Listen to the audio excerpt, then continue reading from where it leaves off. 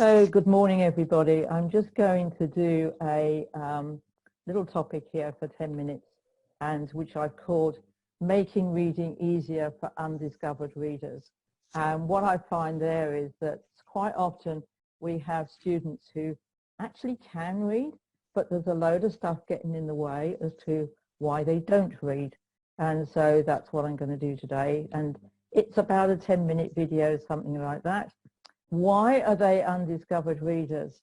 In my experience, which is now goes back 20 years, most of the people who can't read are actually terrified of reading, and it's really a big anxiety. So you'll see this little lad on the left here who's got all sorts of things going on in his head, and chaos probably. He's probably burst into tears by now.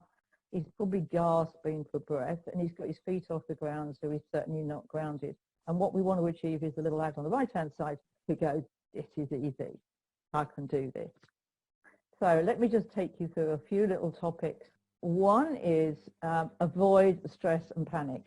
That's the biggest thing about reading, in my opinion, avoiding stress and panic. So the first thing is, if you're getting a child to read aloud, what are they? Who's the audience? Is it mum? Is it a teacher in school? Is it a learning assistant? What's those three people got in common? They are likely to correct your mistakes. So that's going to put you into, oh my God, I've done it wrong again.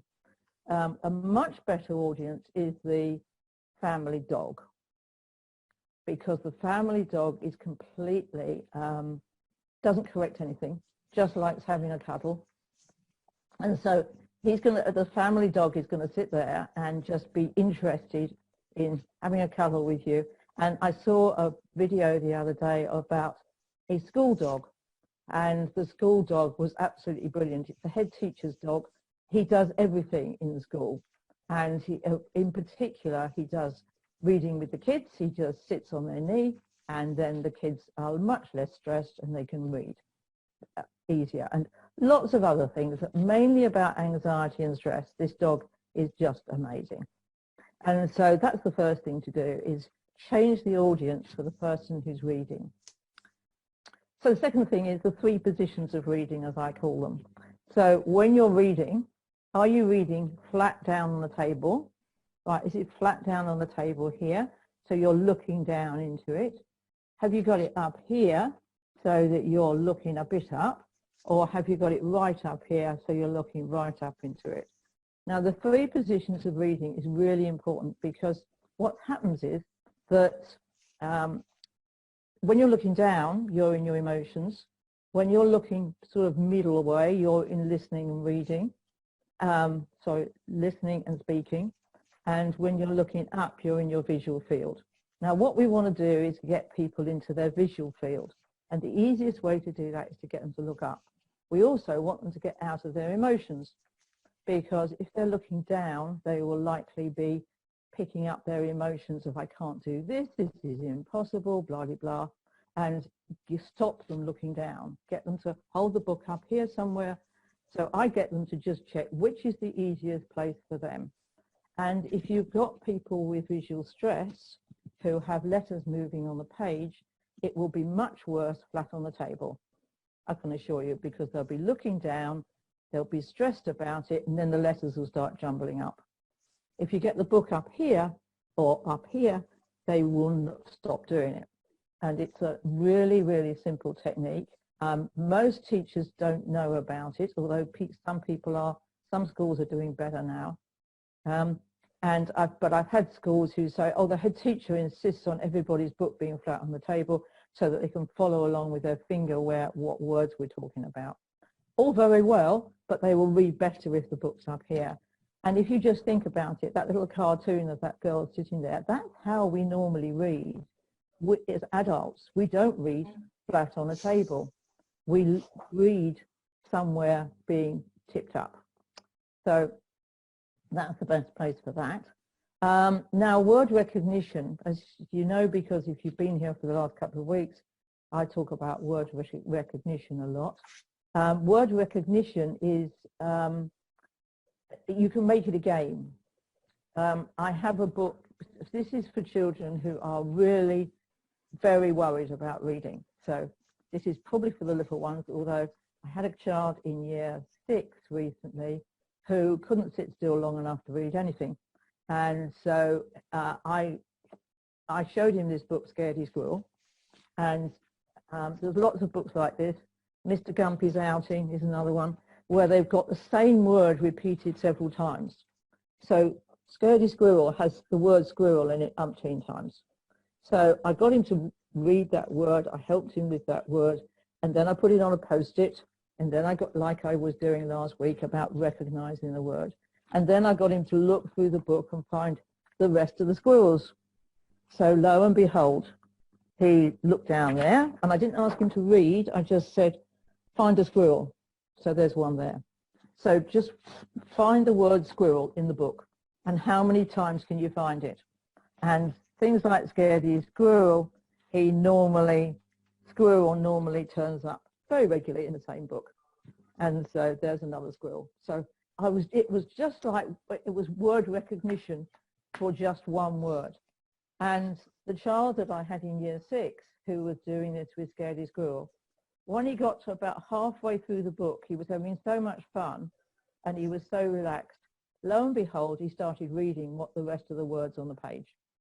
And his mother was sitting there and her mouth just dropped open because we'd made it into a game, and he wasn't guessing what the words were, he was recognizing them. And then he got away from being really worried about trying to read and having fun, and it made all the difference to him. So what you're doing is you're growing their confidence, and you're building up even one word at a time. And the next thing is you do need interest and motivation, and I don't care what they read. My own son, when he was in primary school, he's a lot bigger now, he hated all the books in school, I'm afraid to say. He learnt to read reading the back page of The Guardian because it had the football results on it. And his father used to read the back page of The Guardian, so he read the back page of The Guardian. I have no idea to start with how many words he got right and how many words he could read, but that just got him going. By the way, he's a university professor now who reads masses and masses of information. But at the age of 8, he was a walking disaster. It was like, Mrs. Hickmott, we don't understand why your son can't read type problem. Okay, and so you're growing their confidence with anything, it doesn't matter what. It could be the side of a cereal box. It could be a game which might have some characters in it on the computer, whatever it is. It doesn't matter what it is as long as they're starting to read. And comprehension.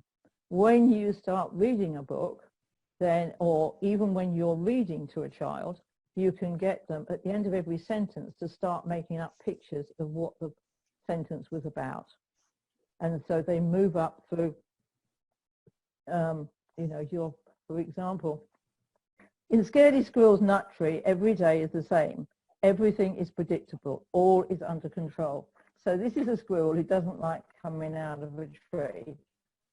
And so we've got, when I say that to you, you can imagine the squirrel sitting in a tree. Every day is the same, Monday, Tuesday, Wednesday, Thursday, Friday.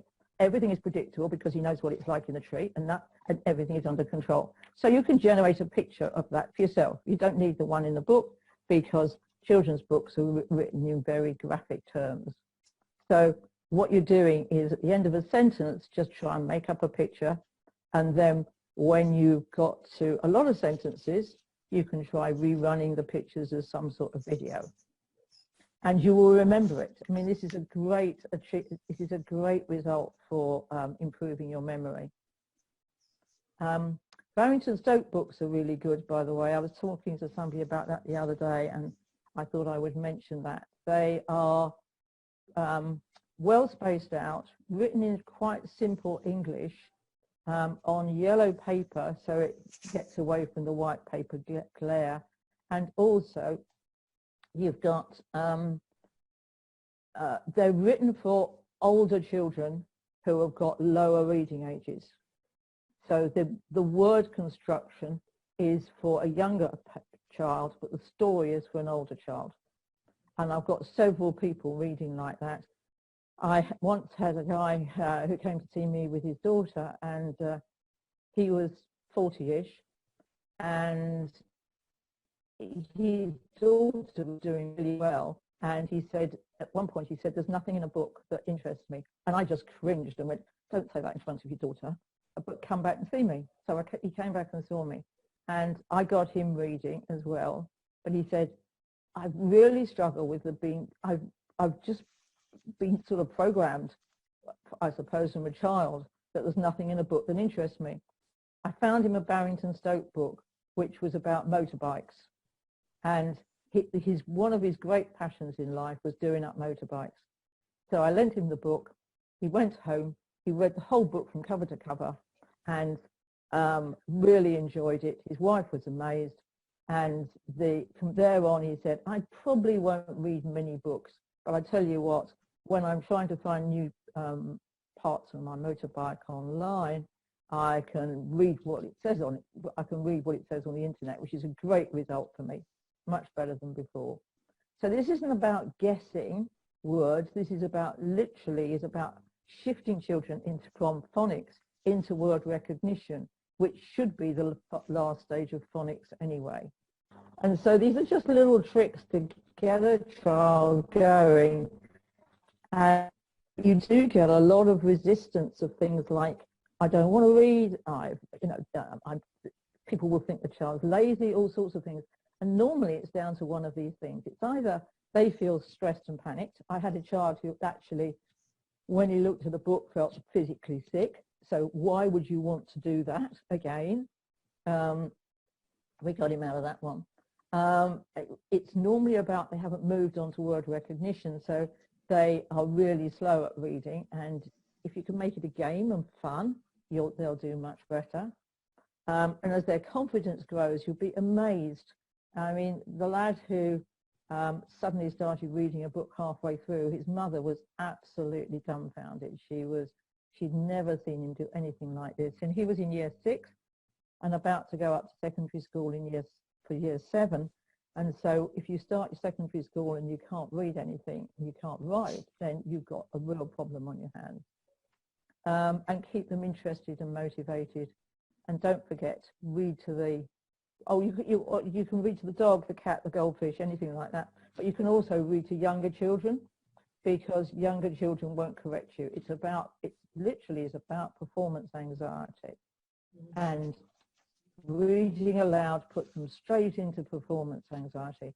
I used to have this as a kid, so I'm an expert in it. I used to, when they go around the classroom and it's becoming your turn, and you're absolutely terrified and you want to sink down into the floorboards and just disappear. And so that's what my real tips are for getting people to start reading. Okay, and just a reminder, for what I said before, is that if you're getting children to read initially, read words, get them on the object. So you've got a dog there with dog written on it, and you've got a frog with frog written on it. If you put the word underneath the object, which is what most of the resources do, then you'll find that they've got to hold 2 pictures, which is much more difficult. And putting the word on the back of the card is even worse. Oh, there's just my website if anybody wants to get in contact with me.